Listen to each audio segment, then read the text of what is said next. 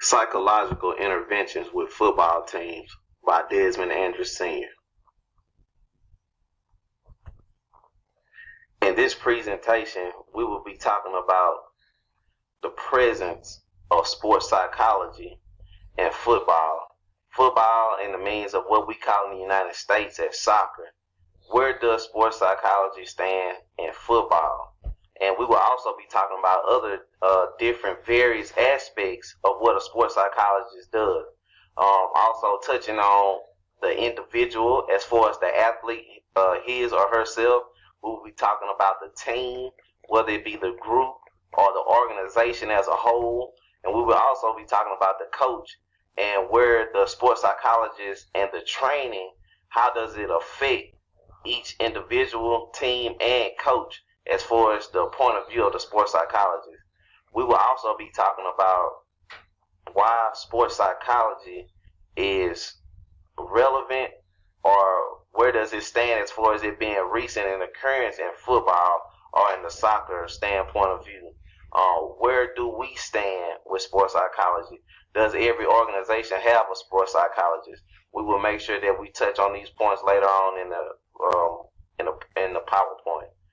We will also go over some of the strategies that sports psychologists use to involve themselves or help better the sport for not only the coach and the team, but also for some of the directors and leaders of organizations.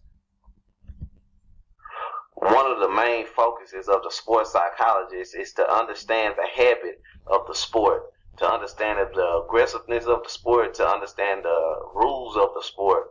They also have to be able to pick up the habits of the players, coaches, and the directors of the organization.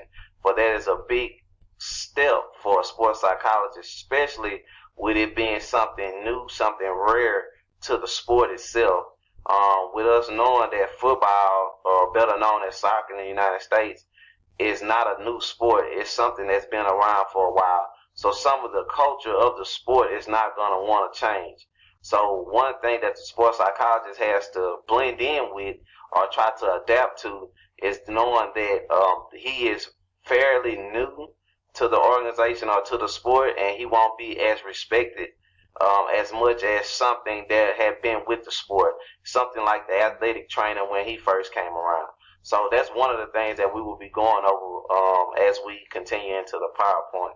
One of the other things we will be talking about is the youth versus professional football athlete. Just knowing how to talk to the youth, how to keep them going, how to motivate them versus the professional athlete or the professional youth athlete, the one who has no ceiling, the one who wants to be a part of something elite, one who wants to, let's say, be a part of NFL camp or something higher than just being a part of the team or a part of, a little league organization. This is the kid or the person who is trying to make a career out of playing football or soccer. We will also be talking about guiding the different professionals that are involved in sports activities. Some of those people would be like coaches, players, directors, referees, athletic trainers, or anyone who comes in contact with the sport or with the organization on a regular basis. One of the most important things for the sports psychologist is to understand the player. You have to understand what the player's habits are before, in the middle, and after a game. Some players, they go out to play a game and they never achieve the optimal arousal level that they need to be able to play through a game. That means that a player is out on the field, but they're not mentally ready to play the game. They might take a while for them to get started. This is one of the things that the sports psychologist has to work on with the athlete. They have to know or allow the athlete or give strategies for the athlete to be able to peak his optimal arousal before the game starts, not in the middle of a game, because that could be the big difference between winning a game and losing a game. One of the other things that players sometimes have problems with is concentration during the game or during the match. sometimes when a player is out there playing a game for 90 minutes or 4 quarters long, sometimes the player can get tired, or their mental effort isn't there. They're lacking concentration. So one of the other things that the sports psychologists must do, they must work on different strategies to keep the player concentrating on the game, not on things that happen before the game, not on what they're going to do after the game, and not what's negative or positive during the game, but just focusing on doing what they're supposed to do. One of the big things I like about Belichick, he always say, do your job. And for a sports psychologist, if they do their job, they will help the player do their job. As we know, working with youth is a very, very, very strategic thing. When you're talking about dealing with 5, 6, 7, 8, 10, 12-year-olds who want to compete at a high level but don't understand where they are mentally and physically, you must really, really be careful when dealing with them.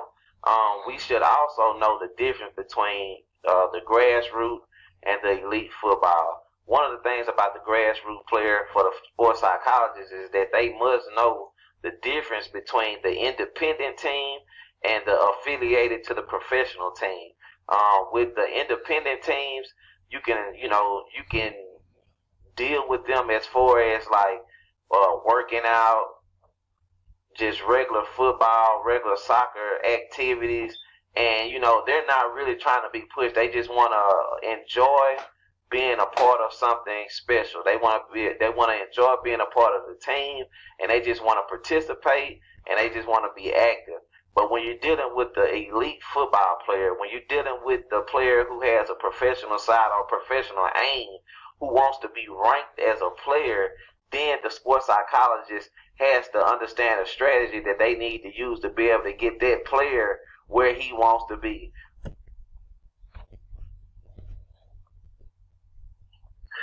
The sports psychologist is very critical to any organization. The sports psychologist is a beneficial person to the organization, because anyone who comes into contact with the sports psychologist can be trained in a positive manner.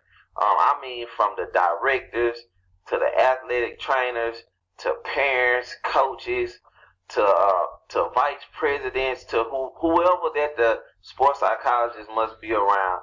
The sports psychologist should have some kind of beneficial outcome with that person. When the sports psychologist walks into the club, instantly he has to have some kind of model, some kind of strategy to be able to accommodate the club. One of the things that the sports psychologist looks at would be like the member ratio, the organization itself. What is the structure of the organization? Does the organization have a certain kind of history? Believe it or not, the history of an organization means a lot to a sports psychologist.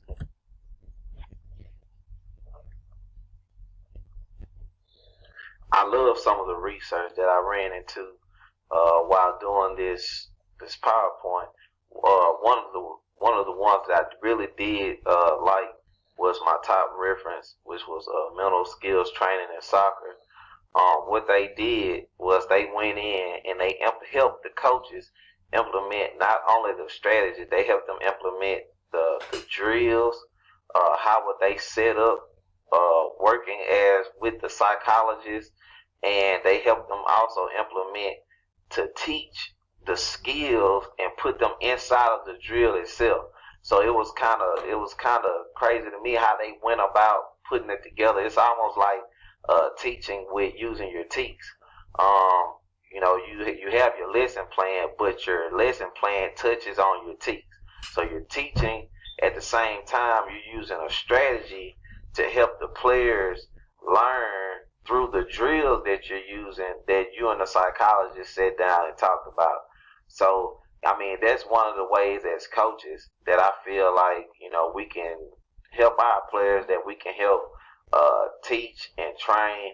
One of the other things is that when they done the research as far as interviewing coaches and players, what they found out is that half of the players had already been using or had contacted sports psychologists about mainly team building and helping coach as far as the strategies.